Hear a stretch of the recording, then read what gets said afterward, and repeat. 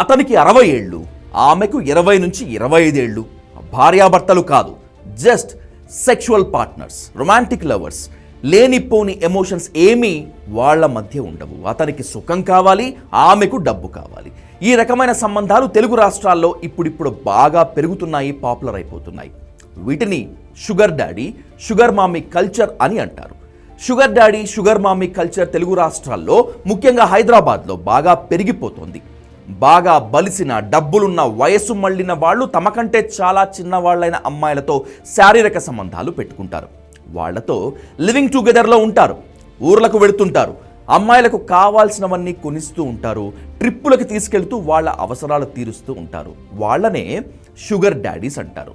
ఇదే పని ఆడవాళ్లు చేస్తే, తమకంటే వయసులో చిన్నైన మగవాళ్లతో సంబంధాలు పెట్టుకుంటే వాళ్ళని షుగర్ మామీస్ అని పిలుస్తారు.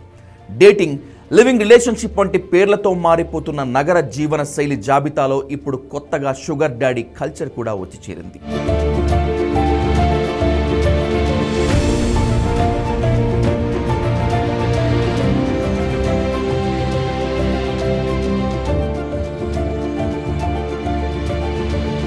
తెలుగు రాష్ట్రాల్లో ముఖ్యంగా హైదరాబాద్లో బడా వ్యాపారవేత్తలు, ప్రముఖ కంపెనీల సీఈఓలు, ఎండీలు, రియల్ ఎస్టేట్ వ్యాపారులు, ఇన్ఫ్రా కంపెనీ అధినేతలు, ఫార్మా కంపెనీ డైరెక్టర్లు, ఇలా చాలా మంది డబ్బు ఉన్న వాళ్ళు ఇప్పుడు షుగర్ డాడీ కల్చర్కి అలవాటు పడ్డారు.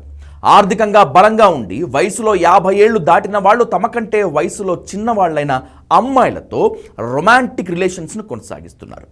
డబ్బు, లగ్జరీ లైఫ్ కోరుకునే సిటీలో అమ్మాయిలు ఇప్పుడు షుగర్ డాడీలను ఆశ్రయిస్తున్నారు. వయసులో ఉన్న అమ్మాయిలు, అబ్బాయిలు కలిసి తిరగటం, పెళ్లికి ముందు వ్యవహారాలు, ఇవన్నీ సొసైటీలో కామన్. కానీ షుగర్ డాడీ కల్చర్ పూర్తిగా విభిన్నం. అతనికి ఆమెకు మధ్య 30-40 ఏళ్ళు గ్యాప్ ఉన్నా ఆశ్చర్యపోనక్కర్లేదు.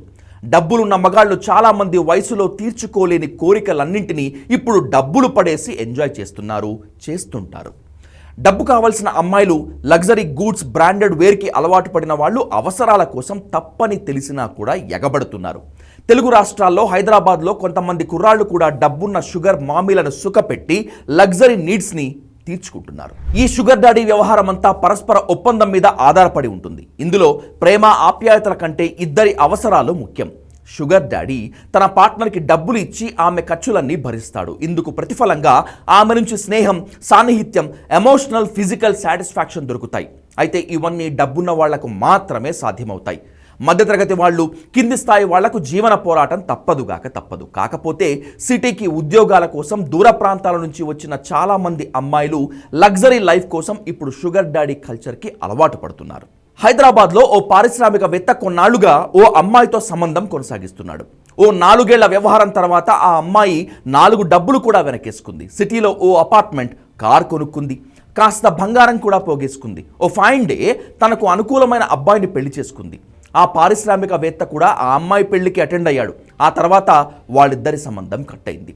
ఆ డబ్బున్న మారాజు మరో అమ్మాయిని వెతుక్కున్నాడు. ఇలా పూర్తి అండర్స్టాండింగ్తో సిటీలో సూపర్ డాడీ, అలాగే షుగర్ డాడీ కల్చర్ నడుస్తోంది. కొంతమంది షుగర్ డాడీలు వాళ్ళ గర్ల్ ఫ్రెండ్తో కలిసి శుక్రవారం సాయంత్రం దుబాయ్ ఫ్లైట్ ఎక్కేస్తున్నారు. శని, ఆదివారాలు అక్కడే ఎంజాయ్ చేస్తారు. ఆ తర్వాత ఎవరి దారిన వాళ్ళు హైదరాబాద్ చేరుకుంటారు.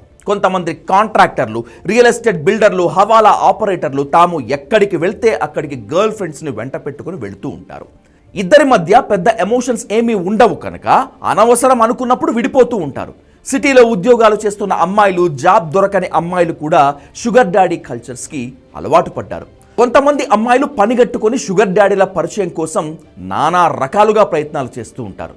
సోషల్ మీడియాలో యాక్టివ్గా ఉండటం, ఆన్ స్క్రీన్ కనిపించడం ద్వారా షుగర్ డాడీలను అట్రాక్ట్ చేస్తున్నారు. సరే, ఇదంతా వాళ్ళ వ్యక్తిగతం కనుక వ్యక్తిగతంగా వాళ్ళని ఎవరూ ప్రశ్నించలేకపోవచ్చు. కానీ ఒకరిని చూసి మరొకరు ప్రభావితం అవటం ఇక్కడ అపాయం, ఆందోళనకరం. అయితే సమాజంలో ఇలా ఉండేవాళ్ళు కేవలం 1% మాత్రమే అన్నది మర్చిపోవద్దు. మిగతా 99% అవసరాలకు ఎలా పడితే అలా లొంగిపోకుండా జీవన సమరం సాగిస్తున్న వారే ఉంటారు, ఉంటారు.